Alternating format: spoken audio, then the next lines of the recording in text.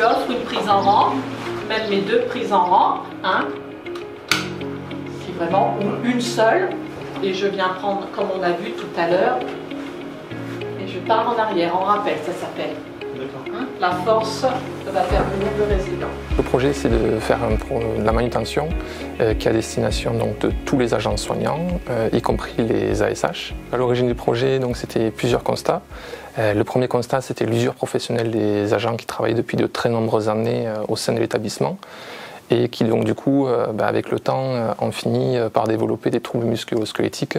Ensuite, on a constaté de nombreux accidents du travail et en parallèle, donc un absentéisme qui était important. Nous allons vous montrer quelques techniques pour que la personne âgée intervienne davantage. L'originalité du projet, c'est qu'au-delà de la manutention, il y a aussi tout l'aspect relationnel qu'on peut avoir avec les résidents. Lorsqu'on effectue un déplacement ou lorsqu'on effectue un soin avec le résident, certes c'est un soin au sens technique, mais c'est aussi un moment relationnel où on discute avec le résident. Et donc toute cette partie relationnelle est abordée durant la formation.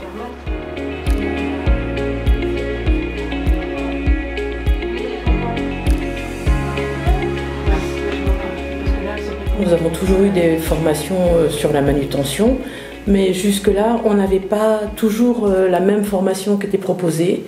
Et comme on leur demande de travailler en binôme, on s'est dit que c'était peut-être la bonne formule de faire une formation en interne. Elles utilisent les mêmes techniques, elles savent du coup utiliser le même matériel de la même façon. Et voilà, elles ont pu harmoniser un petit peu leur pratique, c'était un petit peu l'objectif. La méthode qui a été choisie dans notre établissement, c'est la méthode GAPA, geste activation pour personnes âgées, donc vraiment spécifique à la gériatrie. Cette méthode permet aux résidents d'utiliser ses capacités restantes.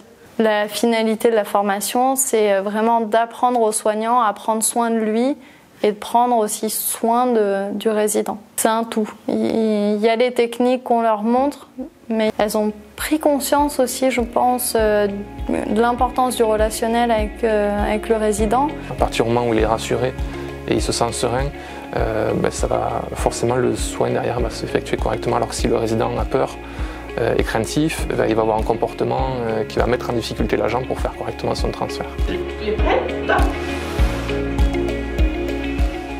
Tous les mois ou tous les 2 mois, on fait une formation sur 3 jours, sur un groupe environ de 10 personnes. Tu es prête? On y va. Top. Voilà. L'effet boussole et bascule. Pendant la formation, on utilise le drap de glisse, le lève-malade, le disque, la ceinture de marche. Comment faire lever les personnes avec un déambulateur, avec la canne. Comment les faire marcher. Je lève. C'est une formation dynamique, c'est de la pratique. C'est des personnes de notre établissement qui nous le font, donc on peut poser toutes les questions qu'on a à poser.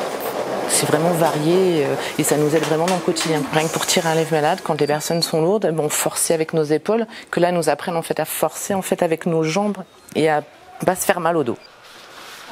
Les soignants sont contents de la formation, sont prêts à s'investir, à changer un petit peu les habitudes. Ils savent qu'il faut utiliser les bonnes postures, les bons gestes pour se protéger. Ce qui a été remonté et qui a été fort apprécié, c'est le fait que la formation a été faite par les collègues. Pour résumer, la prochaine étape qui nous reste à franchir, c'est de pouvoir non plus être sur ces formations de 3 jours, mais avoir des formations de rappel, on va dire, d'une journée, de recyclage, et après pouvoir détacher ces formatrices, qu'elles aillent directement sur le terrain accompagner les soignants au quotidien.